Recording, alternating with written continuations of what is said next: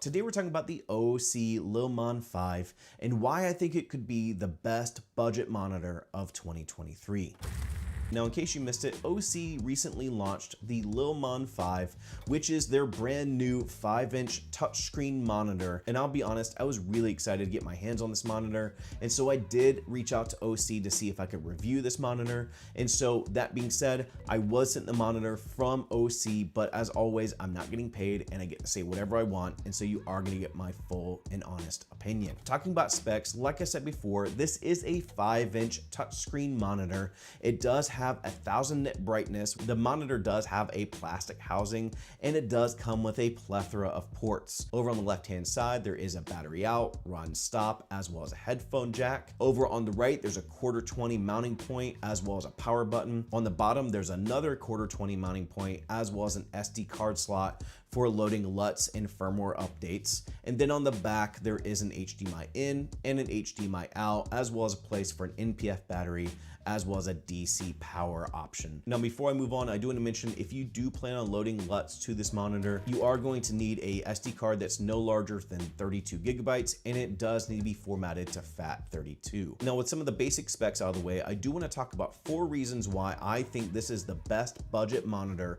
of 2023, starting first with how this monitor renders colors. Not getting overly technical, I've been really impressed with how this monitor renders colors. I found that it is as true as possible as far as colors are concerned with what my sensor is taking in and ultimately capturing. And so having really good color rendition with the Lilmon5 is one of the first reasons why I think this is the best budget monitor of 2023. And honestly, that could be the only reason why I think this is the best budget monitor of 2023, but let's talk about some more. One is going to be the overall tools and user experience of the Lilmon5. Now, I combine these because the tools that are available aren't groundbreaking. There are plenty of monitors at this price point that offer the tools that this monitor offers. But one thing that I love about this monitor is the overall user experience in it, using those tools as well as the menus. OSEE implemented their Swift OS operating system, which is redundant, I realize, but Swift OS is what drives the Lilmon5. You do have a menu option over on the left-hand side to do system menus. And then over on the right, you do have a plus button, which will help you add tools. When you tap on any one of those tools, that turns them on and off.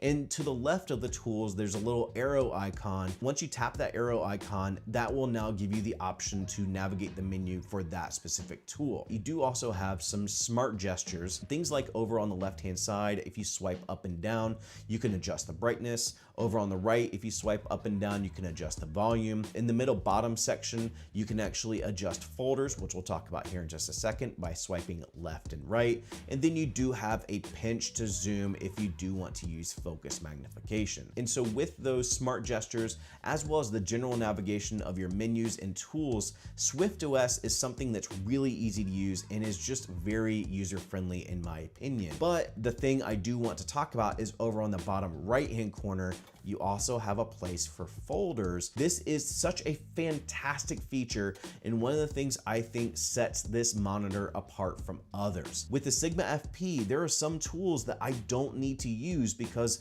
the Sigma FP already has EL Zone, it has a great focus magnification, and so I don't need to use those options. But if I'm using the S5 IIX or even the Fuji for that matter, I may need to use false color, focus magnification, focus peaking. There's other tools that I may use for the S5 IIX or the Fuji X-T3 that I don't need to use for the Sigma FP. And so being able to categorize those tools so I just don't have a bunch of clutter on my toolbar is fantastic. And one of the biggest reasons beyond color rendition why I love this monitor and would absolutely say this is the best budget monitor of 2023, but there is still one more reason, and that is price. This monitor is $190, and the fact you get all these things for $190 is hands down one of the biggest reasons I would say that this is the best budget monitor of 2023. And so if you are somebody that is looking for an amazing budget monitor, then I would absolutely check out and recommend the Lilmon5 from OSEE. And so that's it for me. I hope you guys enjoyed the video. If you did enjoy the video, make sure to give it a like. And if you're digging the overall content from the channel, consider subscribing. If you do have any more questions about the Lilmon 5, let me know in the comments below. And as always, thank you for joining. Go and find your journey. Go embrace life. Peace.